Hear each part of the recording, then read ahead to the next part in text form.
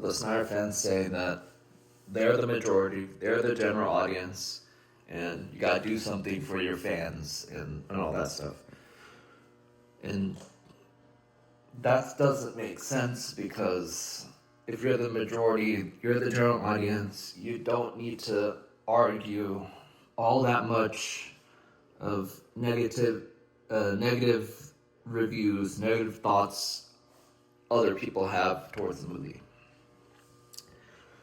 Like, for instance, people really, really like Back to the Future, the trilogy. The third one, people like less, but they still consider the trilogy really good. So, there's less people that argue with the nitpicks. And also, Jurassic Park, the original trilogy. They say that movie is really rewatchable. Everyone loves it. That's the general audience and everything else. And he said numbers, and the Snyder people also say that numbers don't lie, referring to the fact that the box office of the original Snyder directed movies was successful, made a lot of money and all that stuff. Well, it should have made $1 billion. And you're gonna say that, oh, inflation, it would be $1 billion. Well, if you look up the inflation from the box office, Man of Steel, still didn't reach $1 billion, because if you look up the inflation, it ends up being like 800 million something. So yeah. And also, that's also insinuating that successful movies that make a whole bunch of money is automatically good movies, which that's not the case either, because Captain Marvel was made $1 billion and people really dislike Captain Marvel. It only made $1 billion because Marvel insinuated that it would be very important to the overall MCU, because it was going to lead to the new Avengers movie. So yeah, it doesn't make sense. There's movies that end up being beloved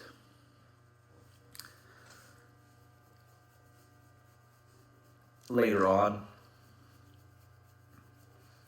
should have made $1 billion, but it gained a cult following afterwards. So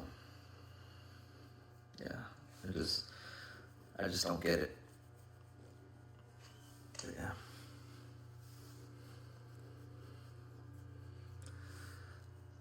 It's really messed up.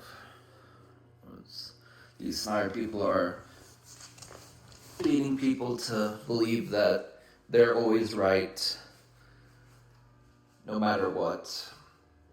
And yeah, it's really convenient, right? I bet they didn't like Sucker Punch. They didn't watch Sucker Punch or anything, or the other 2 Rebel Moon movies, or that one animated movie, or that Owl movie. But let's just forget all about that and just see how things go, because I still believe wholeheartedly that this Superman movie is gonna be geared towards the actual general audience, for like kids to actually enjoy the movie, because I'm pretty sure some kids probably like fell asleep watching Man of Steel because it's so slow.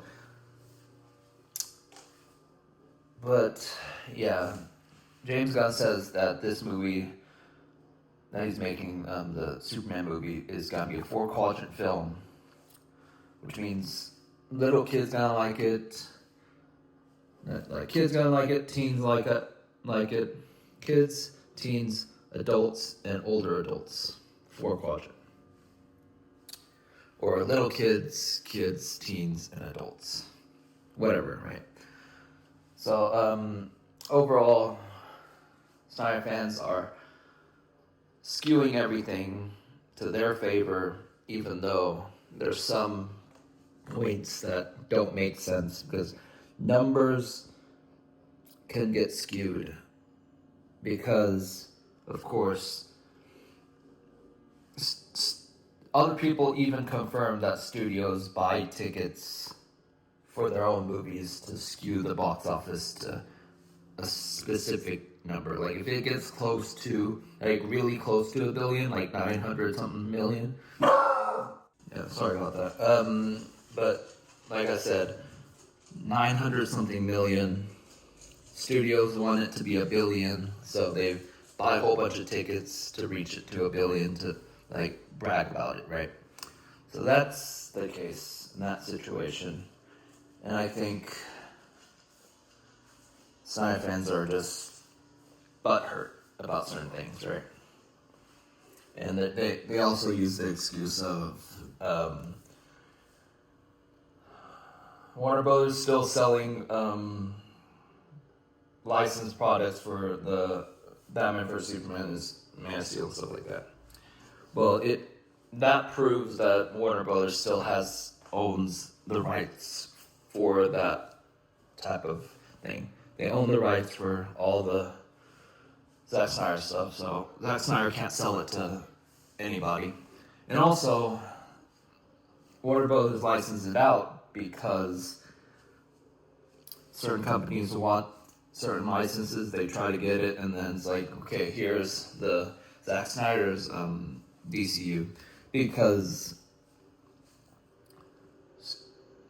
they want like a Superman product, and then the only recent Superman thing was Man of Steel and Batman vs Superman, theatrical movie, recent stuff.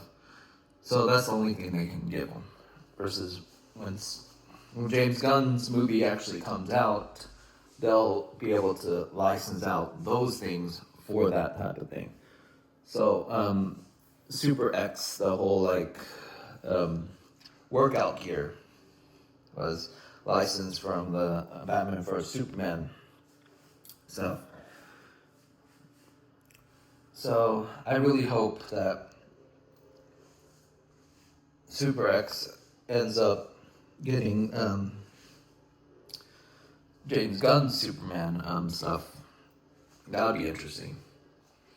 And when you look up the Super X thing, is they really usually get the generic Batman symbol,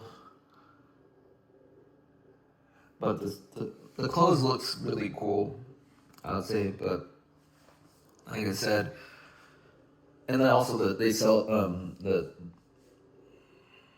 McFarlane Toys. They sell the Batman vs Superman and Zack Snyder Justice League like toys and stuff.